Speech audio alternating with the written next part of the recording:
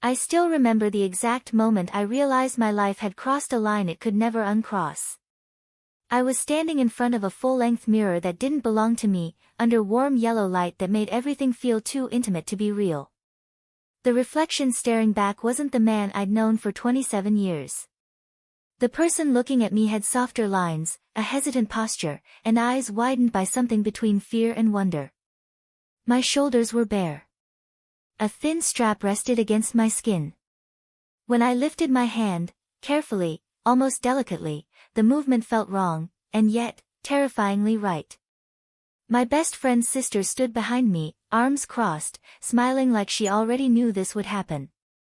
"Relax," she said softly. "Just breathe. Look at yourself." I did. And my heart started racing. This wasn't a joke anymore.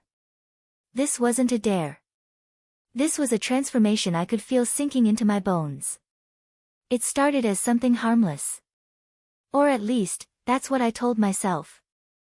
I'd known her for years, my best friend and I had grown up together, and his sister was always around. She was older than him, confident, sharp-tongued, and impossible to ignore. We were all adults now, long past school, long past awkward childhood boundaries. Still, I'd never expected her to be the one to disrupt my life so completely. That night, we were all hanging out at her apartment. Music low. Drinks on the table. Laughter bouncing off the walls. At some point, my friend stepped out to take a call, leaving the two of us alone. She looked at me with that familiar, knowing expression. "You ever wonder who you'd be," she asked casually, "if you stopped trying so hard to be a guy?" I laughed it off. What does that even mean? Instead of answering, she stood up, walked toward her bedroom, then paused. "Come with me. Just for a second." I should have said no. But curiosity has a way of overpowering common sense. The first thing that changed was my routine. After that night, after the mirror, after the clothes, after the way she'd adjusted my posture with gentle hands, I couldn't unfeel it. Going back to my normal life felt like squeezing into clothes that were suddenly too tight. At work, I caught myself noticing the way women walked, the rhythm of their confidence, the ease with which they took up space. I'd sit at my desk and feel off. Like something inside me had been awakened and then cruelly shut back down. My coworkers noticed before I did. "You okay, man?" one of them asked as we stood by the coffee machine. "You've been quieter." "I'm fine," I lied, forcing a smile. But I wasn't fine. Every reflection in a dark window, every bathroom mirror, every moment alone, I kept seeing her. The version of me she'd pulled out, dressed up, softened. The whispers followed me everywhere. At lunch. On the commute home. Late at night, staring at the ceiling. Fear wrapped itself around me. Embarrassment too. What would people think if they knew? What did this say about me? I didn't tell anyone. Not even my best friend. Instead, I explored in secret. It started small. A late-night online order I pretended was an accident. When the package arrived, I hid it like contraband, heart pounding as I closed my bedroom door. I remember sitting on the edge of my bed, fabric pooled in my hands, fingers trembling. "Just trying," I whispered to myself. "That's all." Pulling it on felt like crossing an invisible threshold. The fabric hugged me in unfamiliar places, reshaping the way I saw my own body. I practiced walking. Sitting. Even speaking, lower at first, then softer, experimenting with inflection. Each tiny change sent a jolt of excitement through me, quickly followed by guilt. This was wrong, wasn't it? But when I caught my reflection, alone, without judgment, something inside me settled. My breathing slowed. My shoulders relaxed. For the first time in weeks, I felt calm. I added more. A little makeup. A wig I swore I'd return. I stood in front of the mirror for hours, adjusting, erasing, trying again. I wasn't chasing perfection, I was chasing recognition. That moment when my reflection would look back and say, yes. That's you. And sometimes, it did. Weekends became my sanctuary. I started going out, carefully, strategically. Late evenings. Quiet places. I chose outfits that blended in, nothing flashy, nothing that screamed for attention. The first time I stepped outside like that, my heart nearly burst through my chest. Every footstep echoed. Every passerby felt like a spotlight. But nothing happened. No laughter. No pointing. A woman held the door open for me and smiled. After you. I nearly cried. Small victories stacked up quickly. Ordering coffee without my voice shaking. Catching my reflection in a store window and not flinching. Feeling normal. More than normal, aligned. The anxiety didn't disappear, but it changed. It became a thrill. A tightrope walk between fear and freedom. And through it all, she was there. Guiding me. Encouraging me. Never pushing, just opening doors and letting me decide whether to walk through. You're not pretending, she told me one night as we sat on her couch, me dressed, comfortable, real. You're uncovering. Those words stayed with me. The confrontation came when I least expected it. My best friend found out. Not from her. From me. I was exhausted, tired of hiding, tired of lying, tired of splitting myself into pieces. When he asked why I'd been distant, something in me broke open. I told him everything.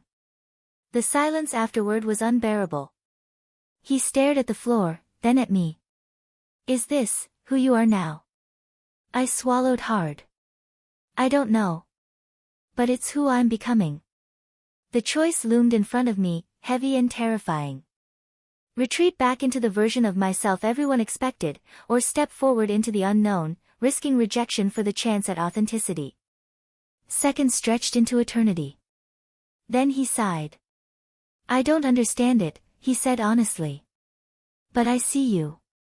And you look happier. That was enough. I stopped hiding after that. Not all at once. Not dramatically. Just honestly. I owned my choices. I claimed my space. I let myself be seen. The world didn't end. Some people drifted away. Others surprised me. New connections formed, stronger, kinder, realer than anything I'd known before. I learned that empowerment isn't loud, sometimes it's quiet, steady, and deeply personal. Standing in front of the mirror now, I don't flinch. I don't question. I smile. Because the person looking back at me isn't a mistake. She's me. If there's one thing this journey taught me, it's this: authenticity is terrifying, but it's also freeing. The courage to explore yourself, to listen to that quiet inner voice, can change everything. I didn't lose myself. I found myself. And if you're watching this, feeling that same pull, that same confusion, that same spark of curiosity, you're not alone. Sometimes, becoming who you truly are starts with one brave look in the mirror, and the willingness to not look away.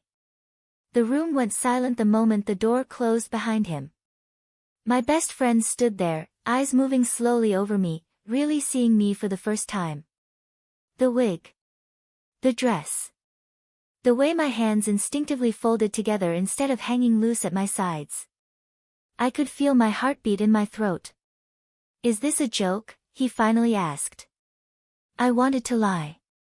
God, I wanted to rip everything off, laugh it away, pretend this version of me never existed. But my mouth opened before fear could stop me. No, I said quietly. It's not. His sister stood beside me, not defensive, not smug, just calm. Like she'd been waiting for this moment as much as I had been dreading it. How long? He asked. I swallowed. Long enough that I can't pretend anymore. He ran a hand through his hair, pacing the room. You're telling me you like this? I looked down at myself. The fear was still there, thick, suffocating, but underneath it was something stronger. A strange, steady sense of truth. "I don't just like it," I said. My voice shook, but I didn't stop. "I finally feel like myself." That was when it hit me, this was the moment everything balanced on. Years of friendship. My reputation. My safety. My identity.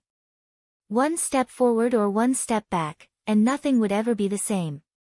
He stopped pacing. "Then why hide?" he asked. The question cut deeper than anger ever could. Why had I hidden? Because I was ashamed. Because I was afraid of this exact moment. "I thought I'd lose you," I admitted. "I thought I'd lose everything."